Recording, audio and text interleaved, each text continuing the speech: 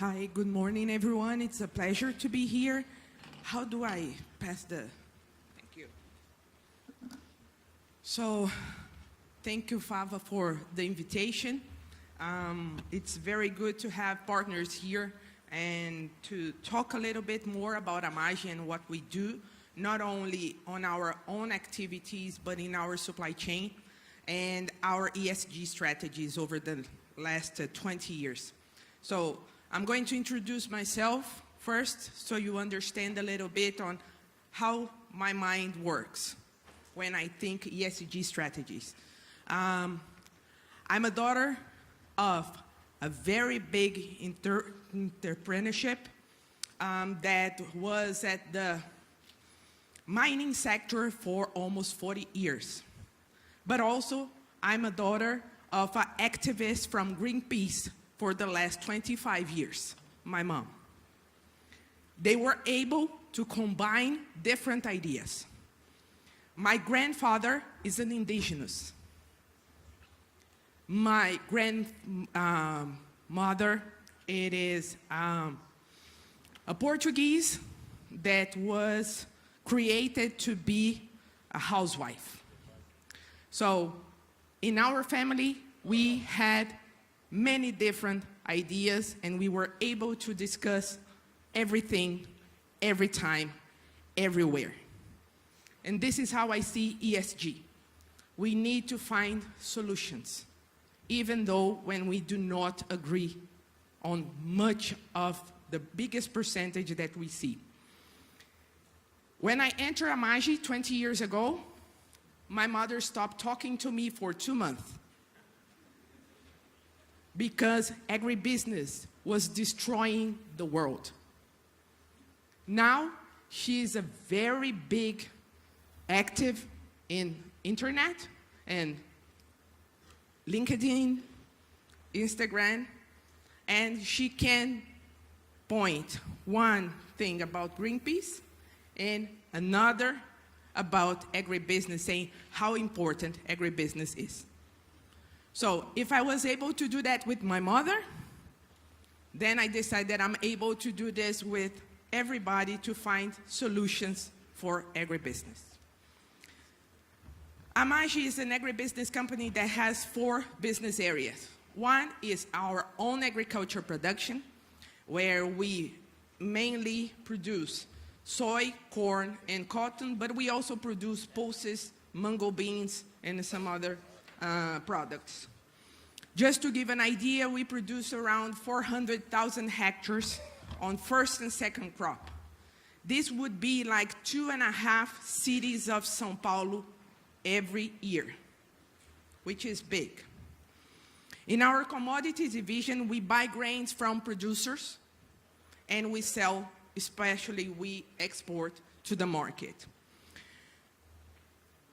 Our database has around 6,000 producers that supply to us. We buy from 4,500 producers every year. Just to give an overview, 6,000 producers, and the volumes that we commercialize with them represents 95% of the products that I commercialize. Our own production, even though we are one of the biggest producer, only represents 5%. So my challenge is to produce well and to be able to show this to our supply chain. Because when they ask us, do you already do in your farm? If I don't do it, I cannot convince them. So I normally say that agro division is a big pilot for our supply chain. Logistics and operations, where we do have the largest grain fleet, river fleet in Brazil, and also the South America. And we have a truck fleet of 1,000 trucks, which represents around 15% of the volumes that we are able to transport. All the other are from different trucks that are in our chain, value chain. We have our energy division that is small hydroelectric power plants and solar panels. We are self-sufficient in energy. We consume around 20 to 25% of the energy that we produce. We have our footprint in Brazil, but also international. We are the largest provider of non-GM soy for the Sweden, Denmark, Norway market for feed. We have offices in Europe, in Argentina, and now in China. We have a lot of institutional commitments, but this is mostly because we believe that institutional commitments help us to know what we have to do, what are the strategies that are important, but mainly having people together with us that think different, that has different ways of thinking, that knows what to do in specific themes that we normally don't know, and we can learn from them when we are open to listen to them. We were the only Brazilian company to be invited on the Food and Agriculture Business Principles for UN around 15 years ago. There was 30 different companies. Brazil had only AMAGGI, and we were able to gather more than 50 different companies in Brazil to bring their perspective on how to present this in this small group. We have our global positioning, sustainability positioning. This was created in 2017 when we did our first analysis of what would be the new trends for sustainability, but mainly what were the trends for us to be very well positioned to the market. And this is very good because I saw the presentation from the University on Canada. What are the 9 new things that we need to learn? And this is very well connected to what we discussed in 2016. So we had 4 different analyses. 1, we needed to develop the local activities that we had. We need to work together with the communities. We need to improve governance and management. We were promoting the sustainable value chain, but mainly the first one that you see here, innovating sustainable products and solutions. This was not the first part that we published. The point here was a different one. It was mainly saying that we have the questions, but we don't have the answers. We need to have the answers together with everybody. And we opened this in our website for public consultation. What was our challenges that we didn't have the answer?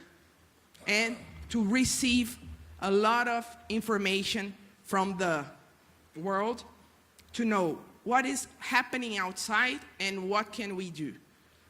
And this is where this turned into innovating. And it's a very big challenge. In 2021, we launched our ESG goals and our global actions by 2030. We presented all our strategy on ESG for the next 10 years. And some of them was very specific. One was our deforestation conversion free chain commitment. We decided to have a DCF commitment by 2025. So even though here in Brazil you know that there is legal or illegal deforestation and conversion, we decided to have 0 deforestation and conversion. Mainly on what you heard from also from Aurelio, which is we can increase production in Brazil without having any other single tree getting down. But to do that, we need strategies and we need public activities for do that, so the government needs to act. But if the private sector do not present itself as a solution, we know will not achieve. And maintain our own areas free from deforestation and conversion. All our areas and the farms that we acquire after 2008 was 0 from deforestation and conversion. We also have this commitment for our supply chain on 2025. And this is hard. because to guarantee that, we need to monitor. So we have been working on a monitoring process for the last 15 years. Right now, we have 22 million hectares being monitored by satellite images in a daily basis. Just to give an idea, the whole state of São Paulo has 24 million hectares. The whole state of Paraná has 20 million hectares.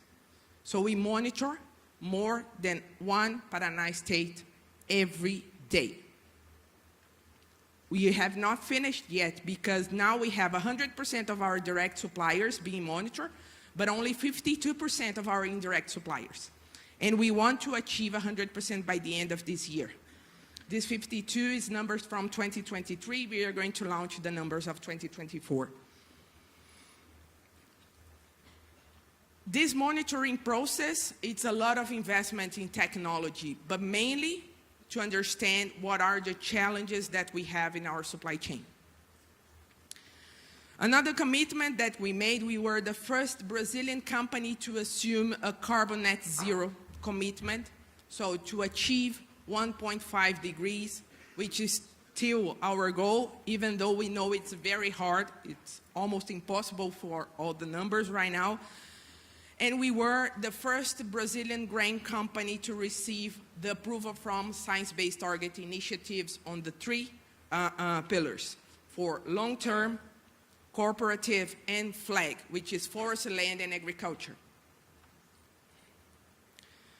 We have been working a lot on regenerative agriculture. So we launched our program, which is called AMAGGI Regenera. And this was created to work everything that we were already doing in our farm, but also all the things that we still need to work in our farm, how to communicate this and how to work with this in our supply chain. Mainly, and this is we can discuss a little bit later, is that why we created this program was there is one thing that we still think that is missing on the certifications for regenerative agriculture in the market, which is economic resilience. There will be a lot of difficulties for the producers to implement regenerative agriculture that will implicate them on the way they make the finance for their market, the way that financial institutions will need to think on how to work with the producers. And if we don't put the economic resiliency on the math, probably this will go wrong. So we decided to create this and to analyze a little bit better.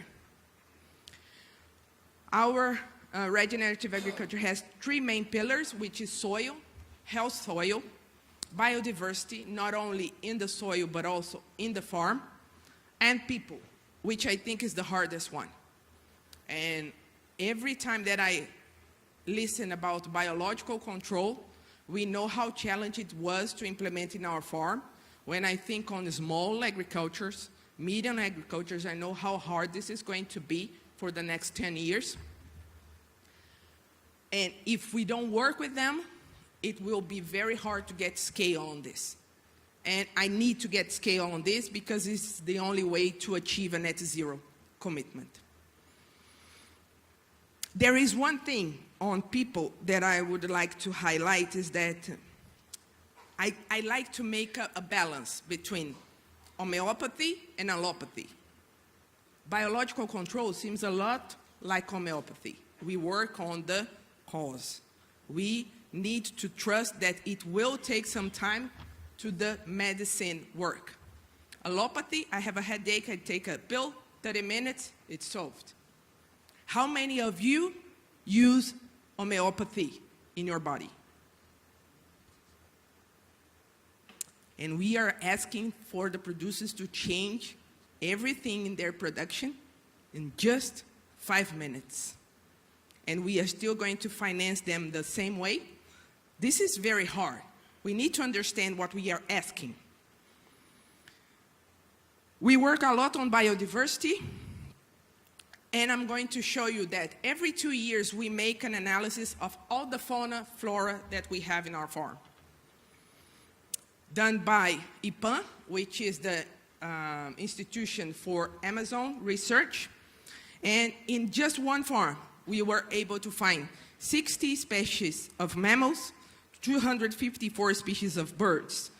On the birds, it's like 28% of the species recorded across entire Europe. We have 180 species of bees and 157 species of ants. Almost 400 species of plants in just one farm. And we monitor this every 2 years to see if this is decreasing or increasing. Good for me, it is increasing the fauna and flora that we have. When you see our institutional presentation, this is a chart that we like to present because this shows all our trajectory until our commitment on 2025. We were the first company to have RTRS certified farm, but also our supply chain certified. We were the first company to have ISO 14001 in Brazil for soy. We were the first company to build a strategy for ESG in the market. And we were the first company to guarantee the entire traceability of our direct supply chain. You can see all of this in our reports, but there's one thing. We also launched our 2024 ESG report, but I would like to highlight one thing. There is a ranking called Forbes 500. They analyze the 350 companies in the world that has the biggest impact on deforestation, and 150 financial institutions in the world that has a big impact. It is a pleasure to say that we are the best ranked company for the last 4 years. So what we are saying that a lot of discussions happen worldwide about deforestation. However, it is a Brazilian company that is showing that the solution is possible. So we know how to do it. We know we can do it. We just have to work together. Thank you very much.